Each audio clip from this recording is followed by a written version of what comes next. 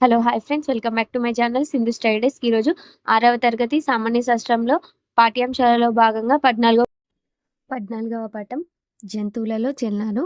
మనం వ్యాయామం చేసేటప్పుడు శరీరాన్ని వివిధ రకాలుగా కదిలిస్తాం. కాళ్ళు, చేతులను కిందికి, పైకి కదిలిస్తాం. మరికొన్ని శరీర భాగాలను గుండ్రంగా తిప్పుతాం. అవి ఎలా కదులుతాయో ఎప్పుడైనా మనం గమనించామా? సో, మానవ శరీరం యొక్క కదలికల గురించి మనం ఇప్పుడు తెలుసుకోబోతున్నాం. చిరుతపులి వేగంగా పరిగెత్తగలిగే జంతువు. ఇది గంటకు 97 కిలోమీటర్ల వేగంతో పరిగెత్తుతుంది. శరీరంలోని కదలికలన్నీ చర్మం కింద ఉన్న కొన్ని భాగాల వలన జరుగుతాయి. వాటిని మనం ప్రత్యక్షంగా చూడలేకపోయినా చర్మం కింద వాటి కదలికలను గమనించవచ్చు. మీకు తెలుసా? మన శరీరంలో జరిగే వివిధ రకాల కదలికలు కండరాలు మరియు ఎముకల ద్వారానే జరుగుతాయి. అవి శరీరం లోపల అమరి ఉంటాయి. వెంట్రుకలు, చర్మము, కళ్ళు, చెవి, ముక్కును చూసినట్టుగానే వాటిని చూడలేం. కండరాలు. నడుస్తున్న లేదా పరిగెత్తుతున్న ఆవు, గేదె లేదా గుర్రాన్ని పరిశీలించండి. దాని శరీరంలో చర్మం కింద కదులుతున్న భాగాలను గమనించండి. ఈ కదులుతున్న భాగాలు కూడా కండరాలే. శరీర కదలికలకు కండరాలు ఎలా ఉపయోగపడతాయో తెలుసుకోవడానికి మనం కొన్ని ప్రయోగాలు చేద్దాం. భుజాన్ని తాకండి. ఎడమ చేయి పిడికిలి బిగించండి. మోచేయి వద్ద వంచి భుజాన్ని బొటనవేలితో తాకండి. కుడి చేయితో ఎడమ చేయి దండ చేయిని తాకని ఒక ఉబ్బెత్తు భాగాన్ని గమనించవచ్చు. ఇది కూడా కండరం. చేతిని మడవడం వల్ల కండరం ఉబ్బినట్లుగా అవుతుంది. కండరాన్ని సంకోచింపజేస్తే అది పొట్టిగా, గట్టిగా, మందంగా, లావుగా తయారవుతుంది. నత్త జంతువులలో నెమ్మదిగా కదిలే జంతువు. ఇది సెకనుకు 0.013 నుంచి 0.028 మీటర్ల వేగంతో చెలిస్తుంది. నెక్స్ట్ ముడవండి, తెరవండి. ఇక్కడ చూడండి. ఇక్కడ ఒక కృత్యం ఇచ్చిండ్రు. ఇలా చేయండి అని. ఇట్లాంటి పనులు చేస్తున్నప్పుడు కండరాల్లో ఏమైనా మార్పులు ఉన్నాయా చూసుకోవాలి. కనురెప్పలు టపటపలాడించడం, నమలడం, ఉచ్ఛ్వాస నిశ్వాసాలు, బరువు ఎత్తడం, కాలి బొటనవేలు వేలు కదిలించడం, ఇలాంటి పనులను చేస్తున్నప్పుడు కండరాలు కదులుతాయో లేవో చూసుకోండి. ప్రపంచంలో దాదాపు 2700 జాతుల పాములు జీవిస్తున్నాయి. కండరాలు ఎలా పనిచేస్తాయి? కండరాలు ఎప్పుడూ జతగా పనిచేస్తాయి. ఒక కండరం సంకోచించినప్పుడు ఎముక కండరం వైపుకు లాగబడుతుంది. అప్పుడు జతలోని రెండో కండరం విశ్రాంతి స్థితిలో ఉంటుంది. ఎముక వ్యతిరేక దిశలో కదలటానికి జతలో రెండో కండరం సంకోచిస్తుంది. అప్పుడు మొదటి కండరం విశ్రాంత స్థితిలో ఉంటుంది. ఈ విధంగా ఎముకను కదిలించడంలో కండరాలు జతగా పనిచేస్తాయి. ఎముకకు అతుక్కొని ఉంటాయి. కొన్ని కండరాలు ఎముకకు నేరుగా అతుక్కొని ఉంటాయి. మరికొన్ని కండరాలకు గుండ్రంగా, తెల్లగా ఉండే దారాల్లాంటి తంతువులు ఉంటాయి. వీటిని టెండాన్లు అంటారు. వాటి చివర్లు ఎముకకు అతికి ఉంటాయి. టెండాన్లు శరీరంలోని వివిధ కండరాల్లో ఉండడాన్ని మనం గమనించవచ్చు. మన శరీరంలో అవయవాల కదలికలన్నీ కండరాలు, ఎముకలు, కీళ్ళ మీద ఆధారపడి ఉంటాయి. ఎముక చుట్టూ ఉండే కండరాల జతలు సంకోచిస్తూ, వ్యాకోచిస్తూ అవయవాన్ని కదిలించడానికి సహాయపడతాయి. పక్షులలో అతి చిన్న పక్షి హమ్మింగ్ బర్డ్. దీని పొడవు 2.24 ఇంచులు లేదా 5.7 సెంటీమీటర్లు. మన దేహంలో వివిధ శరీర భాగాలలో ఉన్న రకరకాల ఎముకలన్నీ కలిసి ఒక విధమైన నిర్మాణాన్ని ఏర్పరుస్తాయి. దీనినే అస్థిపంజరం అంటారు. శరీరంలో ఎముకల అమరికను పరిశీలించడం చాలా ఆసక్తికరంగా ఉంటుంది. ఒకవేళ శరీరంలో ఎముకలే లేకపోతే మనం ఎలా ఉంటామో, మన పళ్ళు ఎలా ఉంటాయో ఆలోచిస్తే చాలా సరదాగా అనిపిస్తుంది కదా. ఇక్కడ చూడండి, అస్థిపంజరం ఇచ్చిండు. ఆ అస్థిపంజరంలో ఇక్కడ పైన కపాలం, ఇది దండెముక. నెక్స్ట్ ఇవి పక్కటెముకలు, ఇవి ముంజేతి ఎముకలు. ఇది భుజాస్థి, ఇక్కడ ఉంటుంది భుజాస్థి. నెక్స్ట్ ఇది తుంటి ఎముక, కటివలయం అని కూడా అంటారు. నెక్స్ట్ ఇవి చేతివేళ్ళ ఎముకలు. నెక్స్ట్ తొడ ఎముక ఇది. నెక్స్ట్ మోకాలి ఎముక. ఇవి 2 పిక్క ఎముకలు. ఇవి కాలివేళ్ళ ఎముకలు. పక్షులలోకెల్లా మగ ఆస్ట్రిచ్ పక్షి బరువైనది. దీని బరువు 345 పౌండ్లు లేదా 156 కిలోలు. కండరాలు ఎముకలను కదిలిస్తాయని మనం తెలుసుకున్నాం కదా. అదేవిధంగా 2 ఎముకలను కలపడానికి ప్రత్యేకమైన కండరపు తంతువులు ఉంటాయి. వీటిని లిగమెంట్లు అంటారు. ఇక్కడ చూడండి, ఒక తొడ ఎముక ఉంది, కింద 2 పిక్క ఎముకలు ఉన్నాయి. ఇవి రెండింటిని కలపడానికి మనకు లిగమెంట్, ఇలాంటి ఒక పదార్థం అవసరమవుతుంది. ఇది కండరం.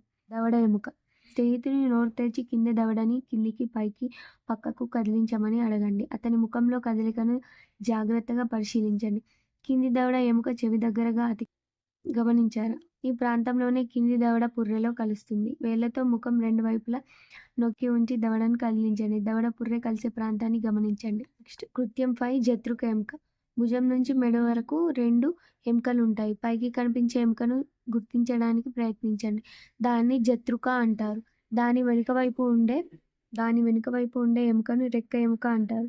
ఈ రెండింటిని కలిపి భుజాస్థులు అంటారు. నెక్స్ట్ పక్కటెముకలు. ఊపిరితిత్తుల నిండా గాలి పీల్చి కొంతసేపు అలాగే ఉంచండి. ఛాతీలో ఉండే ఎముకలను మెల్లగా ఒత్తి చూడండి. ఎముకలు ఛాతీ మధ్య నుండి వీపు వరకు ఉన్నట్లు గుర్తిస్తారు. వీటినే పక్కటెముకలు అంటారు.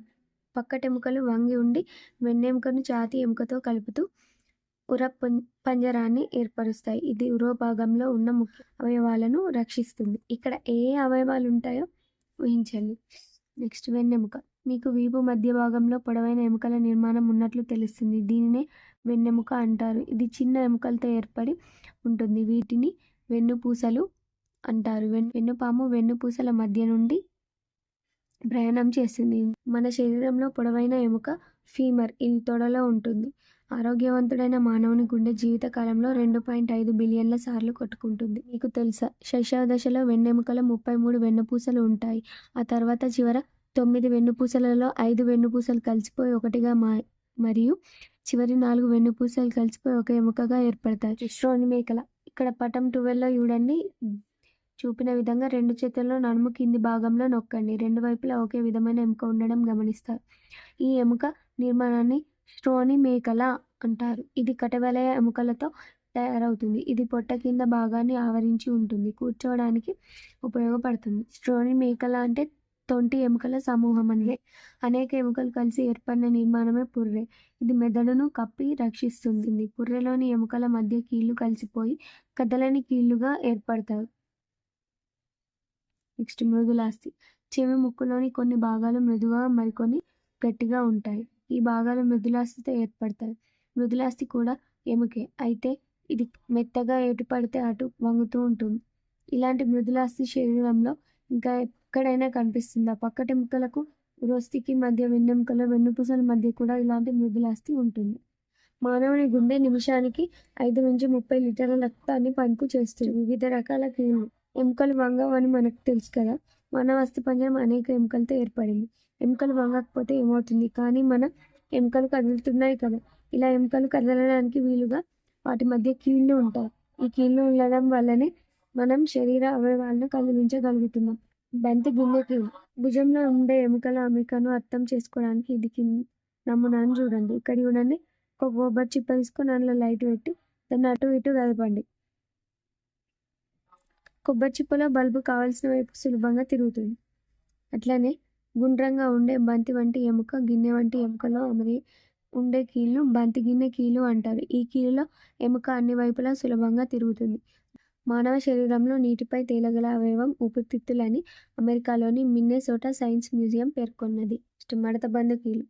మనం ఒక పరిధి వరకు మాత్రమే మన చేతిని వెనుకకు మడవగలం. అంతకన్నా వెనుకకు మడవడం సాధ్యం కాదు కదా. మోచేతి దగ్గర చేతిని అన్ని దిశల్లో కదల్చగలమా? ఎందుకు? బందు. ఇది ఓపెన్ క్లోజ్ చేసేది బందు అంటాం. వీటిని మీ ఇళ్ళలో ఎక్కడన్నా చూసిర్రా? అమర్చడం వల్ల తలుపులు కానీ కిటికీలు కానీ ఎలా ఇట్లాంటి బందులు అమర్చడం వల్ల తలుపులు కిటికీలు ఇట్లా ఓపెన్ అయితే కదులుతాయి కదా. దీన్ని ముంజేతి దగ్గర మోకాల దగ్గర ఉండే కీళ్ళతో పోల్చండి. అంటే మన మోచేతుల దగ్గర మోకాళ్ళ దగ్గర ఈ మడతబందు కీళ్ళు ఉంటుంది అనమాట. మనం ఇట్లాంటి వ్యాయామాలు రోజు చేస్తాం. అంటే వెన్నెముక సహకరించడం వల్లనే కదా ఇవన్నీ చేస్తాం. మృదువైన స్థితిస్థాపక లక్షణం గల మృదులాస్థి వెన్నెముక యొక్క వెన్నుపూసల మధ్య ఉంటుంది. వెన్నెముక అన్ని దిశలలో కదలటానికి ఈ మృదులాస్థి ఉపయోగపడుతుంది. మెడలోని కీలు. మెడలోని కీలు మడతబందు కీలు బంతి గిన్నె కీలుకు భిన్నంగా ఉంటుంది.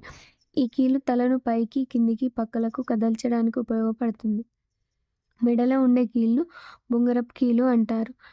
మానవుని పుర్రెలో నిజానికి 22 ఎముకలు ఉంటాయి. ఇవన్నీ కలిసిపోయి ఒకటిగా కనిపిస్తాయి. దీన్ని క్రేనియం అని కూడా అంటారు. కదలని కీళ్ళు. పుర్రె ఎముకల మధ్య ఉన్న కీళ్ళు కదలవు కాబట్టి వాటిని కదలని కీళ్ళు అంటారు. పుర్రెలో ఎముకలన్నీ కలిసి ఒకే ఎముకగా ఏర్పడతాయి. మీరు నోరు తెరిచినప్పుడు కింది దవడ మాత్రమే కదులుతుంది. పై దవడకు తలకు మధ్య ఉన్న కీళ్ళు కదలని కీళ్ళు. అందువల్లే మనం పై దవడను కదిలించలేము. చలనాలు. జంతువులు ఒక చోటు నుండి మరొక చోటికి ఎలా కదులుతున్నాయో పరిశీలించండి. ఆవు కాలితో నడుస్తుంది. జంతువు చలించే విధానం నడక. మనిషి కాళ్ళు నడవడం పరిగెత్తడం. పాము చర్మం పాకడం. పక్షి రెక్కలు కాళ్ళు గెంతడం ఎగరడం. కీటకం రెక్కలు కాళ్ళు గెంతడం ఎగరడం. చేప, మొప్పలు, ఈదడం. వీటిని విశ్లేషించినప్పుడు వివిధ రకాల జంతువులు వివిధ రకాల శరీర భాగాలను ఉపయోగించి ఒక ప్రదేశం నుండి మరొక ప్రదేశానికి చేరుస్తాయని మనం తెలుస్తుంది. ఉభయచరాల జీవిత చరిత్రలో గుడ్డు, లార్వా, ప్రౌఢజీవి అను 3 దశలు ఉంటాయి. చేపల్లో చలనం. ఇక్కడ చూడండి, చేపల్లో చలనంని గమనించండి. చేప ఇట్లా కదలడానికి ఎన్ని ఉపయోగిస్తుంది?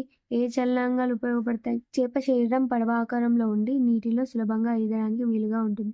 చేప అస్థిపంజరం బలమైన కండరాలతో కప్పి ఉంటుంది. చేప ఈదేటప్పుడు శరీరంలో ముందు భాగంలోని కండరం ఒకవైపు కదిలితే తోక దాని వ్యతిరేక దిశలో కదులుతుంది. ఇక్కడ చూడండి, ఇది ముందు భాగం ఇటు కదిలితే తోక ఇటు కదులుతుంది.